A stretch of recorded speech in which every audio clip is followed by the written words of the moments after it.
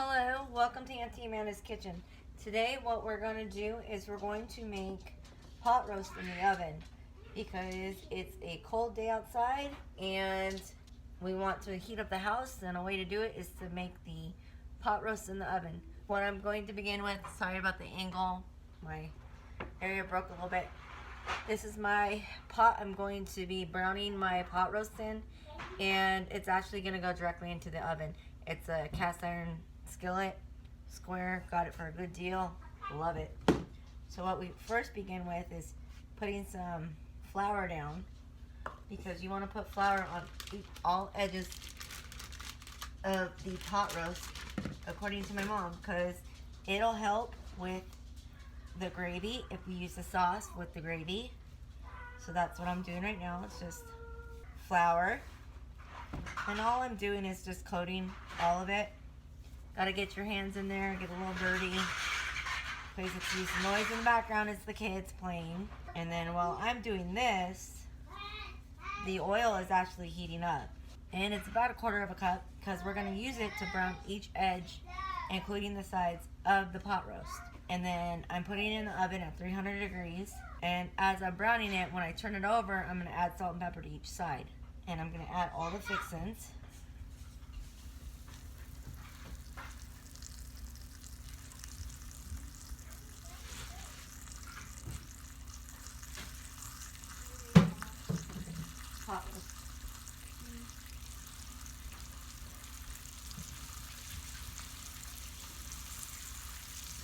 So each side takes about 3 to 4 minutes, if that, to crispy up. And when you're doing a pot roast this big, you want to use tongs with grits on them, so that you don't drop it and splash oil on yourself. This is about a 3-pound pot roast, maybe a little bit more.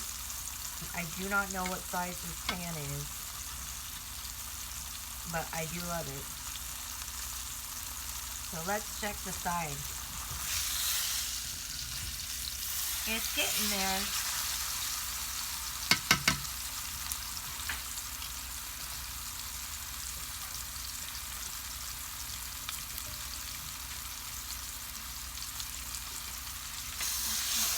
Let me just start this. I'm just gonna flip it.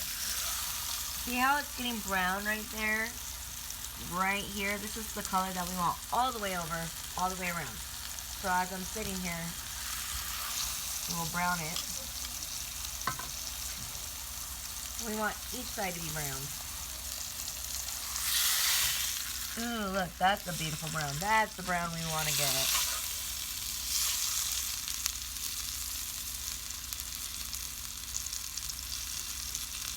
And since this side has been cooked already, I'm going to add salt and pepper.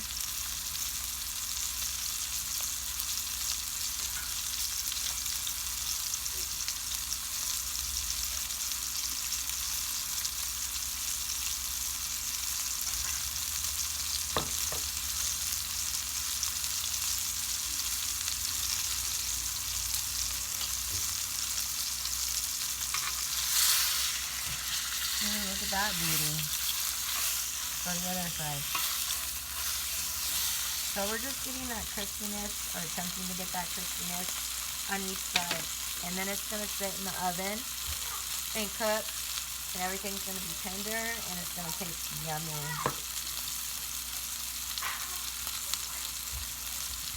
Salt and pepper at each side.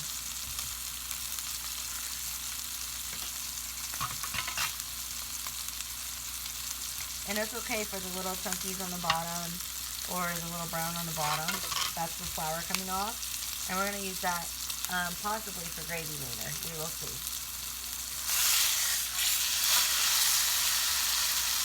Let me turn the fire down a little bit.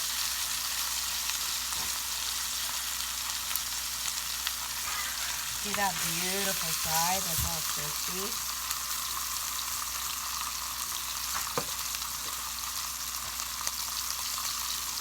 Salt and pepper each side. Now we're going to do this one. And you'll probably have to hold it there for a little bit, but that's okay.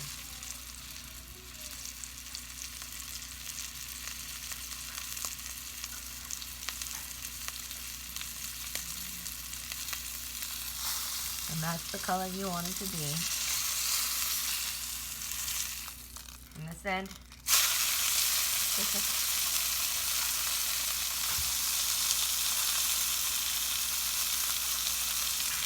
And what you're doing, you're just crisping the edges.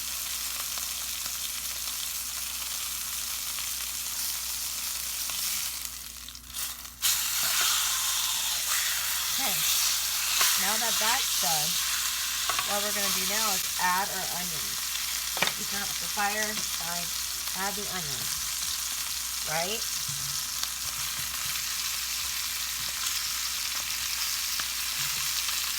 And then you want to add garlic. Oh, I'm going to put garlic on top. Coat it. And this is pre-minced garlic.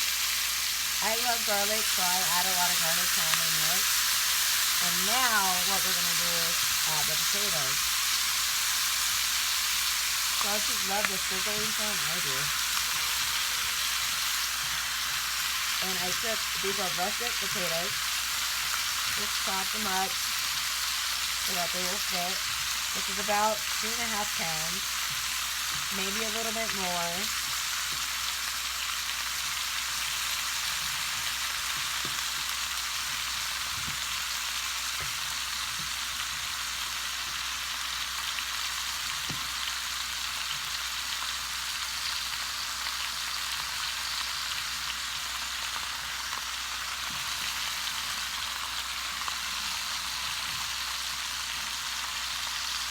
And then we're going to add our baby carrots.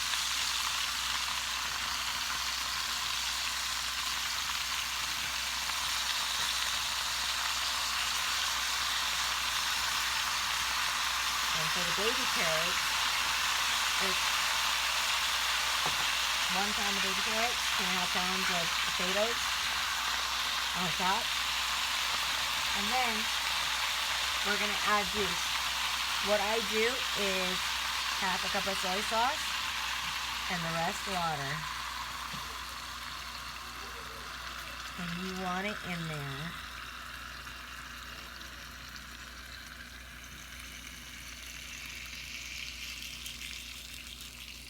And you need to leave a little bit of room because there's going to be juice that's going to overflow. That's going to come from the roast itself. So I left about this much of a gap.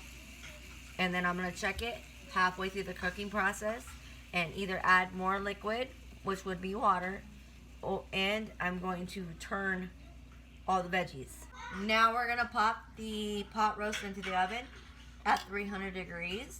I'm cooking it for about 5 to 6 hours. Like I said, it's cold here today, so we want to heat up the house, and the best way to do it is make dinner. Let's show you the results as soon as they come. Okay, so I ended up cooking it for only 4 hours. After 2 hours, I turned over the vegetables so that the ones on top could get juicy and tender. And now I'm going to let it sit for an hour and have it covered in tinfoil so that the roast beef can absorb the juices. And the reason I'm doing this is because it's in cast iron. So since the cast iron will stay hot, it'll give it time to rest, and then we can serve dinner. Once it's cut up, I will show you the insides, and I hope you enjoy this recipe. And it sat for an hour, covered in tinfoil, so it could soak the juice back up. As you can see, it shrunk a little bit, but it looks really juicy. I'm going to cut it open, and you'll see the pictures.